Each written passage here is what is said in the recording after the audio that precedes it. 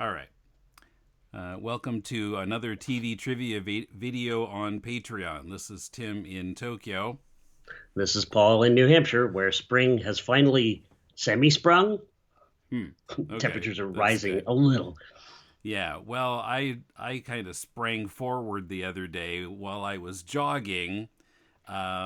Went back later and realized that there's a place in the sidewalk where a tree root was pushing up the sidewalk, and that must be what I tripped over. Oh, Um, Landed on my shoulder, but then, like a moment later, my head hit the sidewalk. And mm-hmm. you can't kind of see it now, the scab has come off, but I hit right here. Mm-hmm. Um, so that was Thursday. Friday, I woke up and it was purple here. Saturday, I woke up and it was purple under the eye. So it was a delayed reaction. It looks Yeah, terrible, but it doesn't really hurt yeah. anymore. It's just a little blood pooling in different parts of your face. Oh man, yeah. Well, that was my the first hearing of the narrative of the accident for me. Tim wanted to hold out until we were Otherwise, I have to recording to explain tell it me what was twice. up. Yeah, exactly. Well, glad you're okay. Hmm. Yeah. So, The I brain damage is minimal. yeah. Yeah, okay, Well, that's good news. no broken ribs this time. Oh, yeah, yeah. Not like the one Uh, last summer. right. Well, I just think about our grandfather, in his mid 80s, who kept tripping over various things, but he never lifted up his feet. He wasn't a jogger. He just, as he got older, he shuffled more. Hmm. So, yeah, don't let this happen to us, right? Yeah. Well, I was kind of worried that was happening to me, but then I found the sidewalk problem. Like, oh, okay, it's not me. All right. I'm Okay, not getting older. right. Yeah, Let's keep that's hanging that's on to that one. ironclad proof. I'm not getting older. Okay, so I've only got 3 questions this time, but a couple of them are kind of involved. So I don't think Yeah. anybody's going to feel shortchanged by this video. Okay, good. I think the last time you asked 5 questions, they felt like, 75 questions. So three will probably feel like 45 questions. Yeah, okay. Now, the first one's kind of straightforward. It's also only kind of TV, but I just kind of wanted to shoehorn it in here because I had it as a question. Okay. I'm just making sure that my dog is not eating my Atari 2600 controllers. They don't taste very good. No, no. Although, remember, the 2600 controllers we inherited from the very nice person from our church who gave us the 2600 actually had chew marks all over the ends of the joysticks. Definitely dog chew, not human chew, but Okay. nevertheless, somebody must have thought they tasted pretty good. All right, I'm ready. Okay. One of the movies that used to be broadcast on TV every year was The Ten Commandments, which of course stars Charlton Heston, Yul Brynner, Ann Baxter, and a number of other big names from the 50s. Edward G. Robinson, who played the art collecting Edward G. Robinson as he stuck his head out the window in one of the back climbs. But as is often the case, some of the bit part players later became famous. In fact, a very famous musician appeared as an extra in that 1956 film. Who was it? A. Hmm. Chuck Mangione. B. Steve Lawrence. C. Herb Alpert. D. Julie Andrews. Huh. Hadn't heard this one. Hmm. I know that John Derek, who later went on to marry Bo Derek and direct Bolero, which is basically just, a nudie cutie of Bo Derek, plays a leading role in the film. I did watch the film. I actually watched it from start to finish not too long ago because Hmm. I was thinking about teaching it in my special effects class. The parting of the Red Sea is really, pretty. Oh, not Bolero, but the Ten Commandments. Okay. No, no, no, no. There are no unless Bo Derek was prosthetically enhanced in some way. I don't believe there were any special effects in that film. Who knows? Anyway, yes, the Ten Commandments, right? I wouldn't subject myself to Bolero, let alone subject my poor students to it. And boy, when I get complaints in my course evaluations.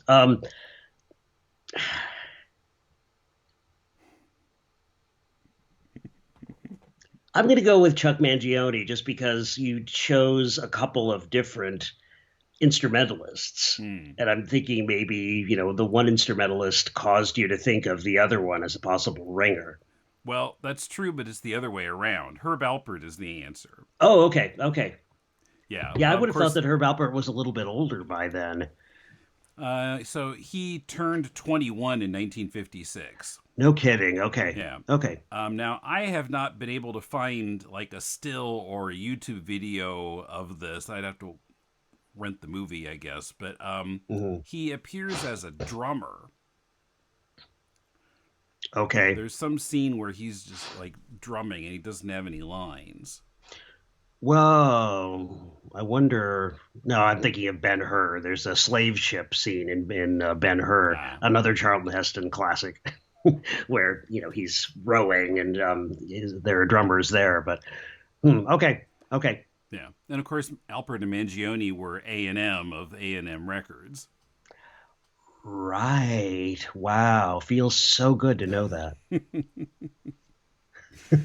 Yeah, we just have to give it all you got. And you might feel like I, rising. I don't know. yes, yes. I'd like. What is the famous one with the woman on the cover who's covered with whipped cream and other delights, right? Yes. Yes, very very famous cover photo. Okay, good one, good one. Okay. Well played on the misdirection there too. All right. In the 1965-66 TV season, the season in which, of course, Batman debuted in the middle, the transition of primetime TV shows to color was in full swing, but some shows were still in black and white. Which of the following 9 shows were in color during the 1965-66 season? Okay, I'm gonna get a pencil. Yeah. You're going to need a pencil for this and the next one, I think. Okay, carry the 12. All right. Okay. Gilligan's Island. Mm-hmm. So you can maybe you don't really need to know what the other ones are to answer. You could just answer as I say each Okay, show. so they were in color So that season, or they weren't? that's the question. Oh, So okay. so each of these shows, some of them were in color, some of them were in black and white during the season. Okay. But your job is to identify which they were in this season. Okay. Gilligan's Island was in black and white? Newly in color in its second season. Okay. It debuted in '64. Okay. I can never remember if just the pilot was in black and white or the entire first season was in black and Yeah, white. well, and somehow I had the misapprehension for decades that only the pilot was in black and white. But then, I bought the first season and found the whole thing was in black and white. Hmm. Well, it was confusing too because we had black and white TV Right. and until 1976 when Grandma passed Mm-hmm. away. But that was also, she stayed at our house and, basically hospice care from our mom and brought her color TV so we could watch Chuck Barris in color all that summer. But yeah, I mean, But we didn't know what was in color and what was in black and white half the time. we didn't really watch Gilligan after we got the color TV. Hmm. So we're kind of done with it by that time. So yeah, it was all in black and white to us. Sure. All Okay. right. Okay. My Three Sons. I'm going to guess that was still in black and white. Newly in color in its 5th season and newly moved from ABC to CBS because ABC didn't want to spend the money to switch it to color. Okay, poor Fred McMurray. He really got kicked around those last 20 years of his career. Lost in Space. Color. Not yet. First season, the 65-66 was its first season and it was in black and white. The next year it switched. I would have thought they would have unveiled that show, rolled it out in color. You would think, yeah. But perhaps the special effects were so expensive that they couldn't afford to produce it in color as well. Mm-hmm. Hogan's Heroes. Color. Yes, color, except for the first episode. Yes. That Yes. was the first season of Hogan's Heroes. That I know from recent experience because I bought the series before I started teaching TV history last year. Okay. Yep, that's the one. Gosh, that is such a. It's like buying a refrigerator, especially when you're trying to store it. Where I know, do you put... and like you got discs piled on discs in here. It's like, Oh yeah, just and it's cram them in. and it's DVD, so DVDs don't hold as much information as Blu-ray discs. But man, my copy of the original series of Star Trek is on Blu-ray, and it's that big as well. It's a giant brick. I don't know what to do with them all. I'm gonna have to hang them from the ceiling with dental floss and silly putty. Okay, I Dream of Jeannie. I know if I say it was in black and white, you're going to say it was newly in color that season, but I'm going to say black and white anyway. It was black and white. It was the first good. season for Jeannie, and it was in black and white. That's a show that we didn't watch all that much. And I guess I before I looked into it, I had not been aware that it was ever black and white. But yeah, that was the show. That was one of those shows that we just flipped past a lot of times and saw moments. And I can't get the sound of Jeannie's spells out of my mind. That I've heard billions of times, even though we never watched the show regularly. In the same vein, Bewitched. Black and white. Yes, still in black and white in its second season. Okay, my average is improving. Beverly Hillbillies. Ooh, that's a tricky one because I think it was in black and white for several seasons, was it not? Mm-hmm. I'm going to guess it went to color that year. You're right.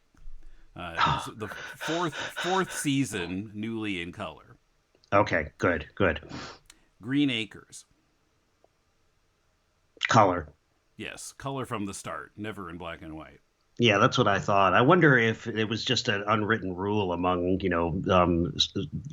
content producers for television that at that point, if you had a color name in the title, you had to produce the show in color. Gray Acres.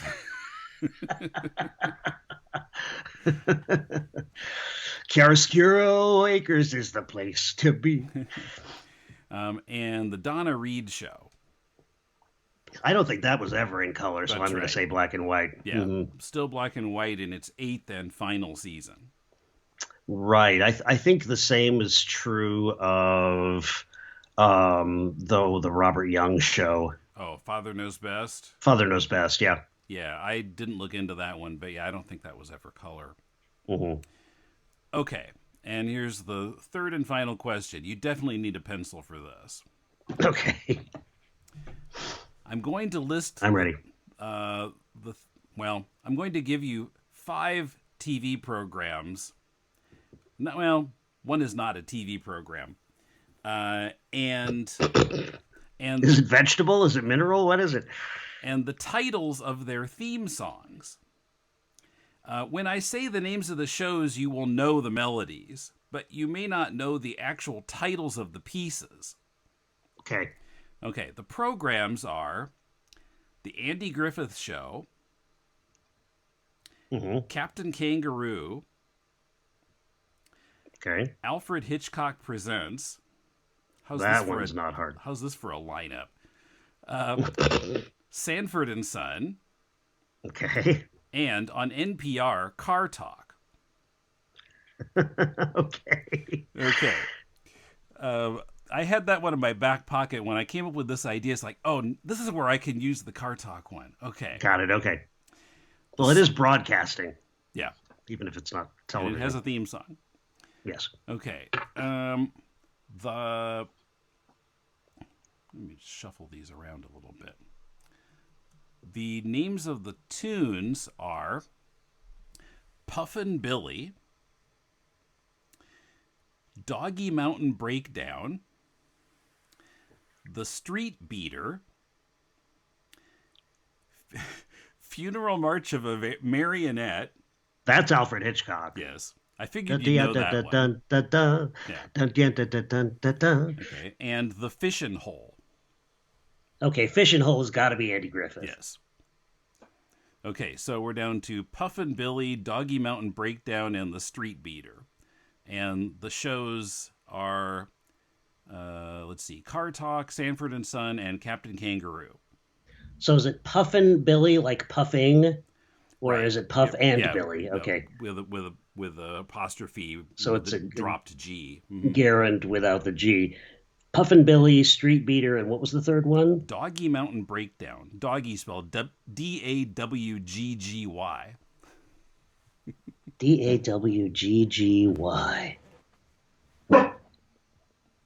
Yeah, exactly.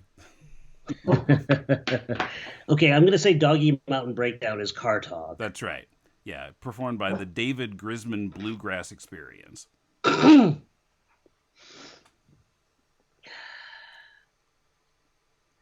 Puffin Billy is Captain Kangaroo. That's right. Okay. Written in 1952 by British light music composer Edward White, about a steam locomotive by that name, Puffing Billy. And it was frequently used in British media as well, including as the theme for the BBC radio request program Children's Favorites. Okay. It would have been hard to imagine that Captain Kangaroo would have even chosen a song called Street Beater as the theme of his show. So Street Beater is Sanford and Son. Right. Yeah, by Quincy Jones. And yeah, The Fish and Hole, composed by Earl Hagen and Herbert W. Spencer. And Funeral March of a Marionette, written for piano in 1872 by Charles Gounod. Right. Excuse me. Yeah. Hitchcock chose that, I think, because it sounded both kind of unrelenting and was in a minor key, but who knows exactly why he chose it. Okay, so that's my trivia for this stuff. Well, at least Batman got mentioned. Yeah. Yeah, Right, there is right. a show called Batman. Yeah, Television season. I had never known the titles of any of these either before I kind of looked into it. Well, I knew the name of the Hitchcock theme, the theme chosen for Alfred Hitchcock Presents, but none of the others were familiar. And I didn't know that Quincy Jones had written Street Beater. Oh yeah, yeah, written Yeah, I and, had no and idea. performed, I believe, Hmm or hmm his group. Boy, that's an impossible to forget tune, isn't it? Yes. All right. Okay. So thanks for watching, and we'll see you next time. Hear you next time.